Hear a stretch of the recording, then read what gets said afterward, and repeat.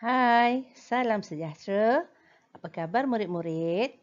Cikgu harap murid-murid dalam keadaan sihat dan sejahtera. Dah bersedia untuk kita belajar pada hari ini? Hari ini kita akan sambung subjek pendidikan moral tahun 5 di bawah unit 8. Tema bagi unit 8 ialah keadilan.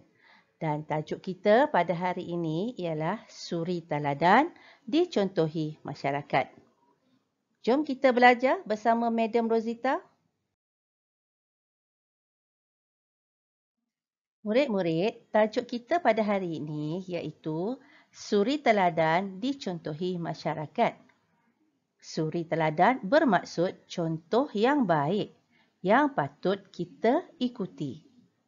Ia juga bermaksud role model or exemplary model, bermaksud seseorang yang boleh kita jadikan sebagai ikutan yang baik.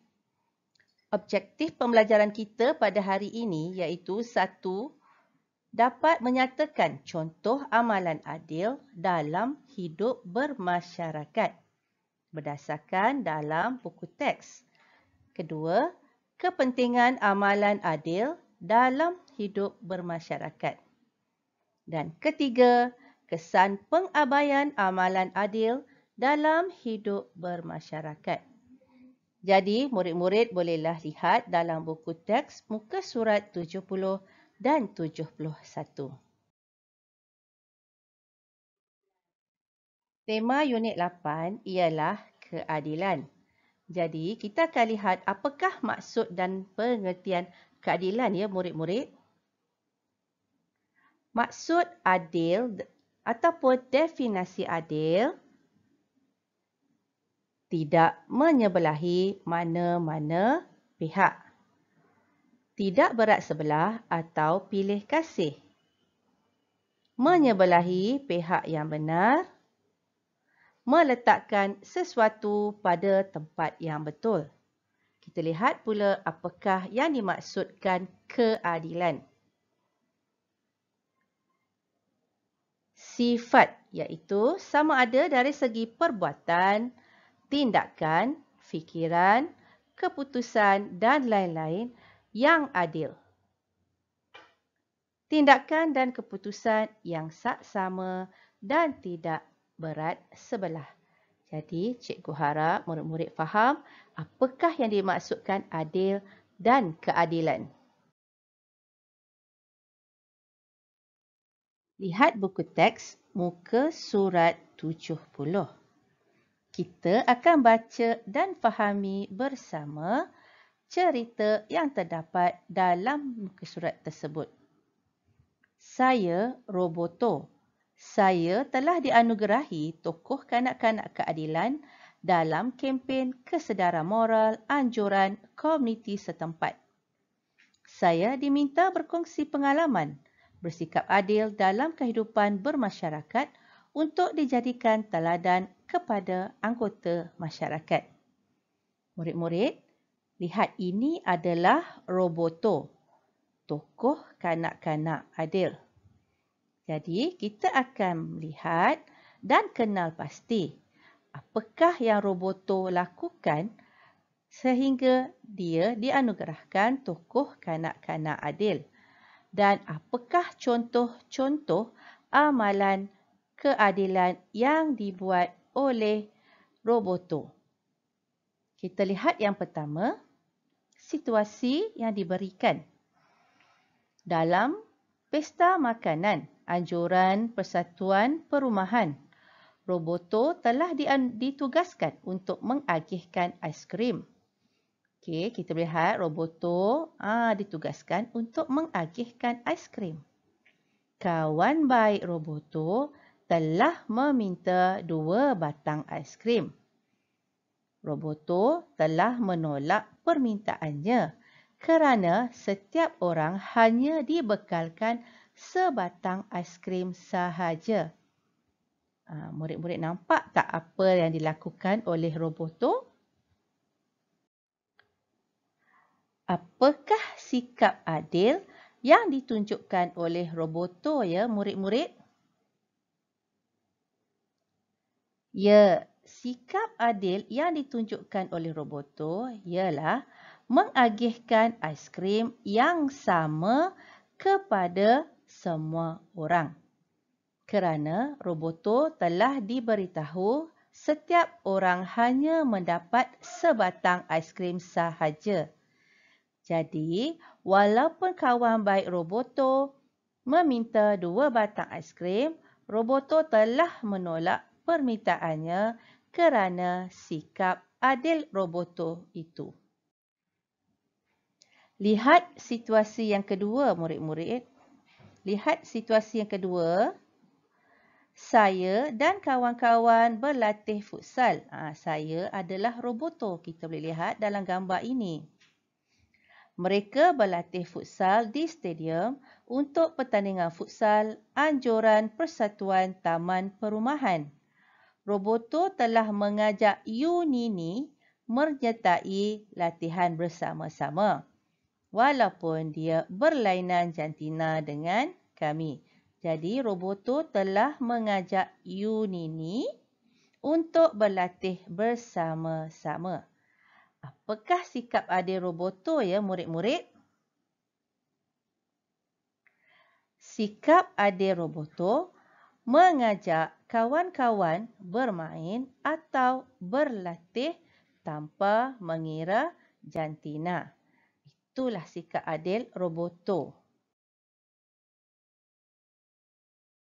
Lihat muka surat 71. Kita akan baca lagi apakah yang dilakukan oleh Roboto, tokoh kanak-kanak adil kita. Lihat situasi yang pertama. Tomomo dituduh mengambil peranti realiti maya Zeni, anak penghulu. Tomomo sangat sedih. Roboto telah meminta Zeni menyiasat perkara tersebut terlebih dahulu dan tidak menuduh sesiapa tanpa bukti yang kukuh.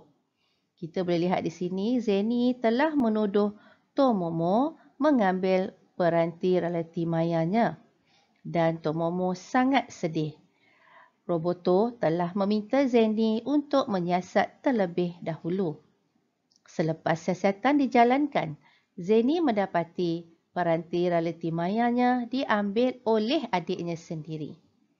Roboto berasa sangat bersyukur kerana dengan sikap adilnya, dia dapat mengelakkan berlakunya perselisihan faham antara anggota masyarakat. Jadi, apakah sikap adil Roboto, murid-murid? Sikap adil Roboto, pertama, tidak menuduh seseorang tanpa bukti yang kukuh. Kedua, menyiasat terlebih dahulu sesuatu perkara sebelum membuat keputusan. Situasi yang kedua. Roboto telah mengagihkan tugas mengemas buku di perpustakaan komuniti. Selepas membuat pertimbangan, Roboto telah meminta Kimini menyusun buku di bahagian atas rak buku. Ini adalah Kimini. Dan Inono menyusun buku di bahagian rak bawah. Ini adalah Inono. Mereka bersetuju dengan agihan Roboto kerana Roboto telah mempertimbangkan ketinggian mereka. Jadi murid-murid kita boleh lihat kedua-dua robot ni adalah berbeza ketinggian. Jadi apakah sikap adil Roboto? Sikap adil Roboto mempertimbangkan dan mengagihkan sesuatu kerja mengikut kesesuaian seseorang. Jadi, Roboto telah tahu bahawa untuk menyusun buku memerlukan kemudahan ataupun cara yang betul untuk memudahkan Kimini dan Inono menyelesaikan tugasan mereka. Jadi, dengan sikap adilnya, tugas mereka dapat dilaksanakan. Terima kasih Roboto. Murid-murid, kita telah belajar mengenai keadilan dan juga sikap adil. Apakah kepentingan bersikap adil? Mari kita lihat bersama-sama murid-murid. 1. menjamin keamanan dan kesejahteraan masyarakat apabila kita bersikap adil. Kedua, mendapat layanan yang sama rata tanpa mengira status sosial. Jadi, semua lapisan golongan anggota masyarakat dapat mendapat layanan yang adil walau siapa pun mereka. Ketiga, tiada unsur pilih kasih dalam sesuatu tindakan atau perbuatan. Ini amat penting supaya tindakan atau perbuatan yang kita lakukan adalah adil bagi semua pihak. Keempat, tiada golongan masyarakat merasa teraniaya dan dipinggirkan. 5. Untuk mengelakkan timbulnya perasaan tidak puas hati apabila berlaku sikap pilih kasih atau berat sebelah. Dan keenam, mengelakkan sikap mementingkan diri sendiri. Kerana itu amatlah penting untuk kita bersikap adil terhadap semua orang dalam anggota masyarakat kita.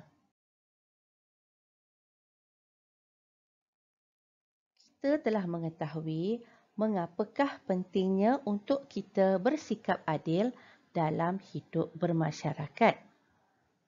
Apakah kesan-kesannya sekiranya kita mengabaikan amalan adil dalam masyarakat?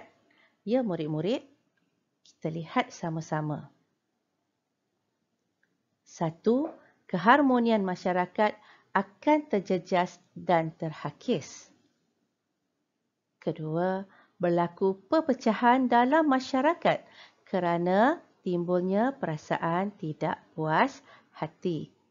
Apabila wujud perasaan tidak puas hati, maka perpecahan dalam perpaduan dan juga keharmonian masyarakat akan mula terjejas.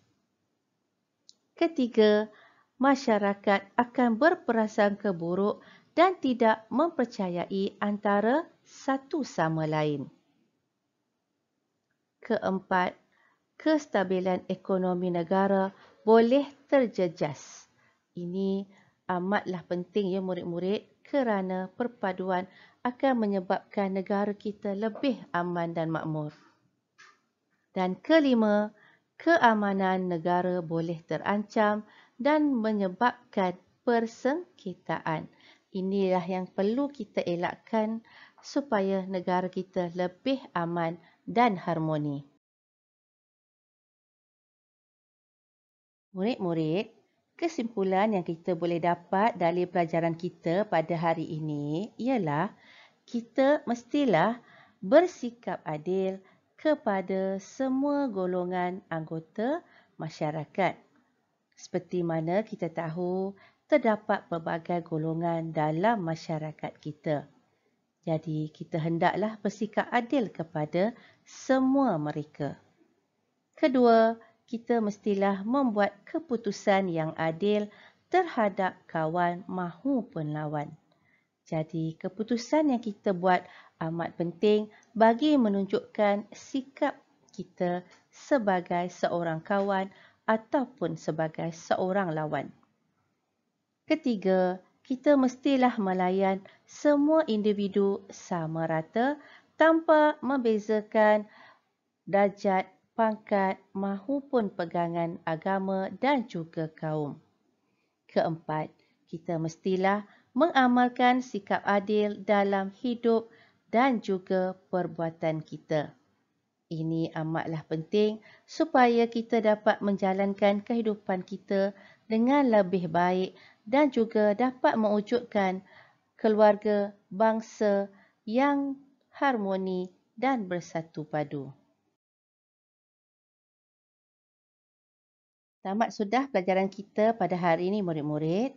Cikgu harap murid-murid telah faham dan boleh menjawab soalan-soalan yang diberikan selepas ini. Terima kasih kerana belajar bersama saya pada hari ini.